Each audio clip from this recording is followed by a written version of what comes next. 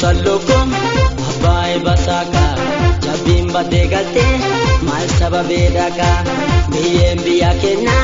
kosora koticha namni wal jalatu jirun saboicha aballo sagulba abai basaka jabim badegate mal sababedaka pataji zera puti ananyati garabu anisima vyadaya mahubatura koko anisima vyadaya mahubatura koko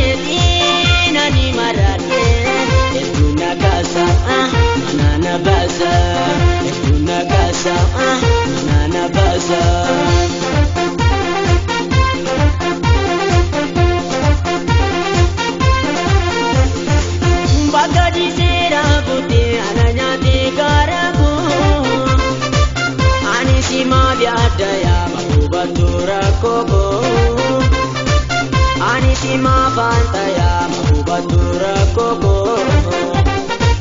bare duoro motanya ragatisa bare dake age atamin jajisa osoma do pado anarabesisa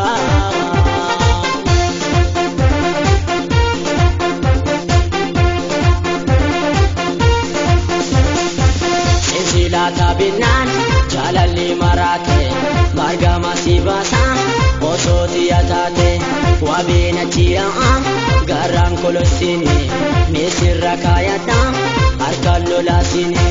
silsila tabinan jalali marate marga masibasa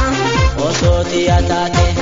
bare duro motanya ragatisa bare dake arge jadisa osoma do padu anarabesisa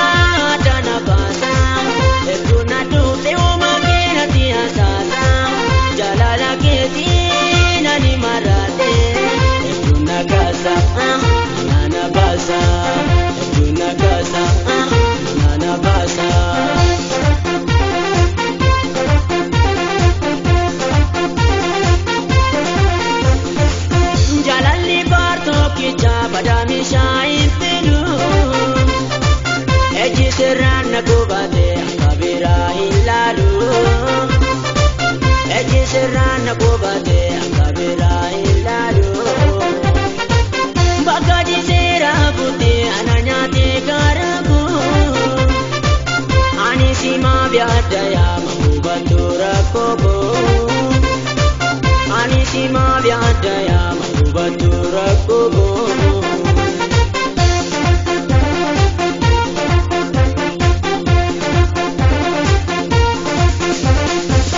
Abaloosa golba abbaayi basaaqa jabbiin baddee galtee maal sababaa dhaqaa biyyeen biyyaa kennaa osoo rakkooticha namni wal jaalatu jirumsa boo'ichaan. Abaloosa golba